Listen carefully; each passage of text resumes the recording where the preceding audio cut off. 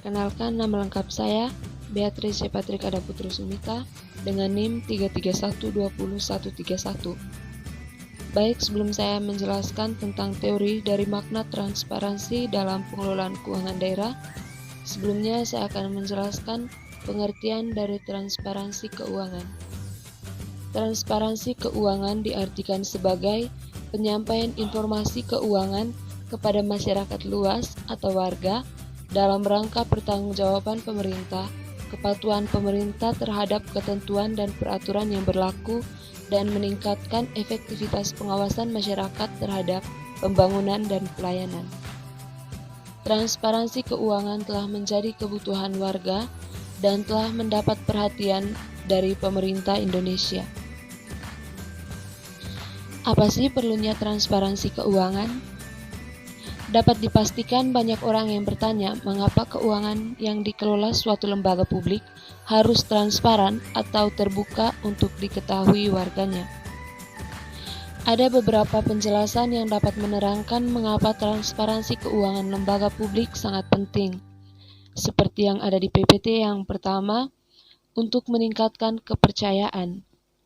Yang kedua, untuk meningkatkan pengawasan masyarakat. Dan yang terakhir, bahwa warga berhak untuk mendapatkan informasi dan hak untuk mengetahui. Berikutnya kita masuk pada transparansi dalam regulasi.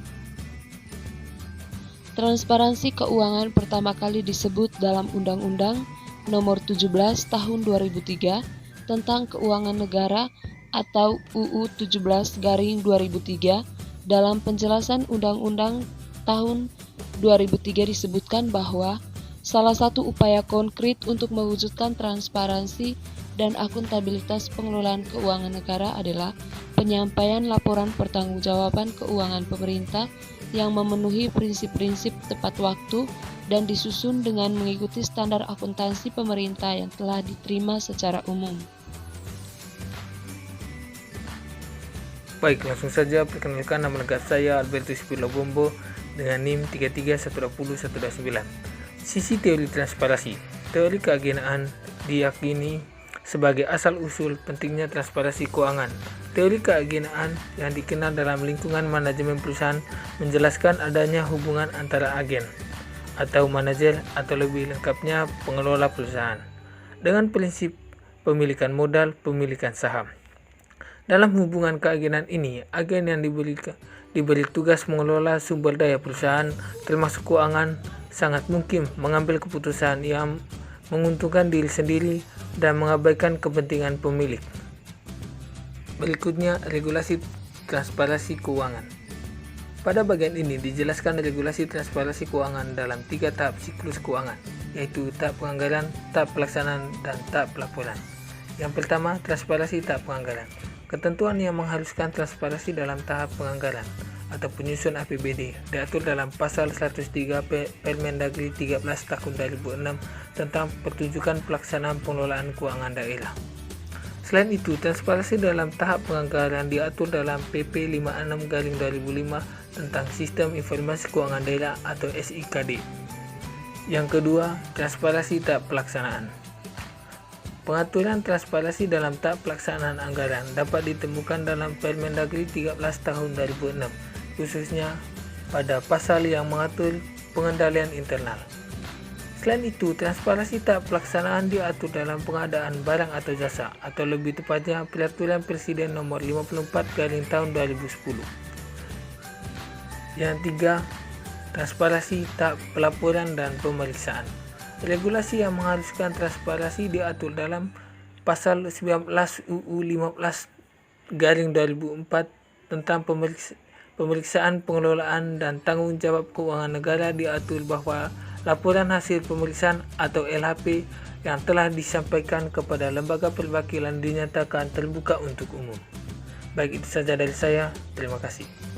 Baik, perkenalkan, nama saya Dinsmor Stirman Padabain dengan NIM 331201126. Faktor yang mendesak transparansi keuangan. yaitu 1. Ialah tuntutan publik untuk peningkatan efisiensi dan efektivitas belanja publik.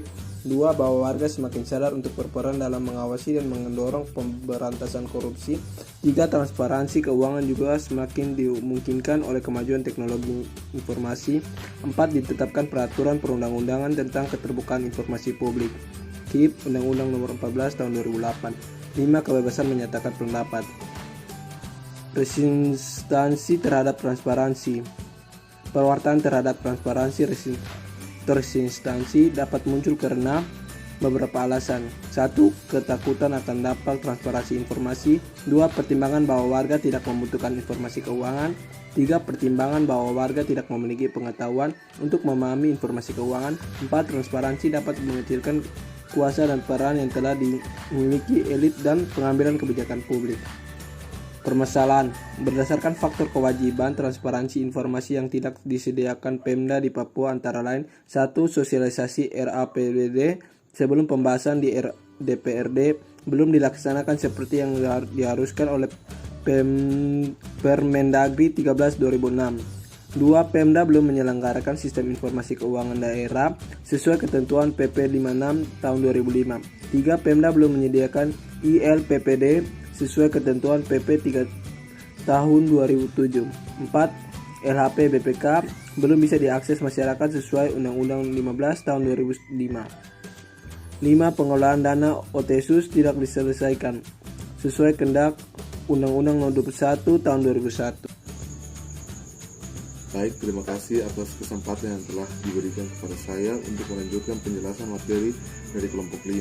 Saya atas nama Ginolo C.P. Gaspar, NIM 331-20132. Materi bagian saya tentang dampak dan solusi. Berikut adalah dampak yang terjadi. Yang pertama, masalah korupsi semakin sulit diatasi. Yang kedua, warga tidak optimal berperan aktif dalam pembangunan. Yang ketiga, masalah pelayanan publik tidak akan optimal. Yang keempat, Papua sulit keluar dari kemiskinan. Yang kelima, kepercayaan publik kepada Pemda. Yang keenam, optimalisasi pembangunan di era OTSUS kurang optimal. Selanjutnya bisa dilihat penjelasan dampak transparansi keuangan di Papua yang tertera di slide. Berikut adalah solusi dalam meningkatkan transparansi keuangan. Diperlukan sejumlah kebijakan. Antara lain, yang pertama, transparansi melalui kepatuhan menjalankan regulasi. Yang kedua, peningkatan kapasitas Dewan untuk menjalankan fungsi dan peran Dewan. Yang ketiga, pengembangan komunikasi efektif antara Dewan Eksekutif untuk mengurangi konflik di media.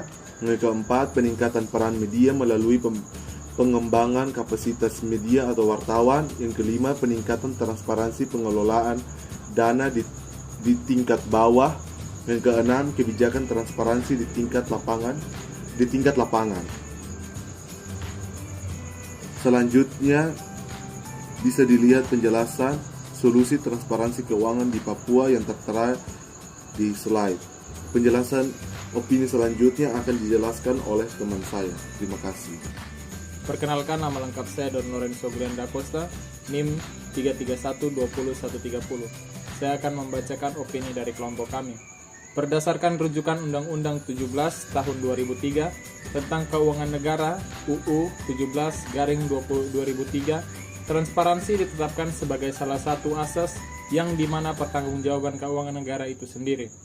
Dalam hal ini, pemerintah wajib transparan pengelolaan serta tanggung jawab keuangan dan menyampaikan bukti tanggung jawabnya kepada publik berdasarkan pertimbangan, yakni masyarakat punya hak tertentu untuk mengetahui pengelolaan keuangan itu sendiri. Sebaiknya pemerintah harus pahami dan mengerti tentang bagaimana tata kelola yang baik untuk kebaikan ke depan untuk terciptanya pemerintahan yang bersih. Mentalitas aparaturnya harus digenjot sehingga pemanfaatan anggaran lebih transparan, lebih terarah, dan dampaknya juga bagus.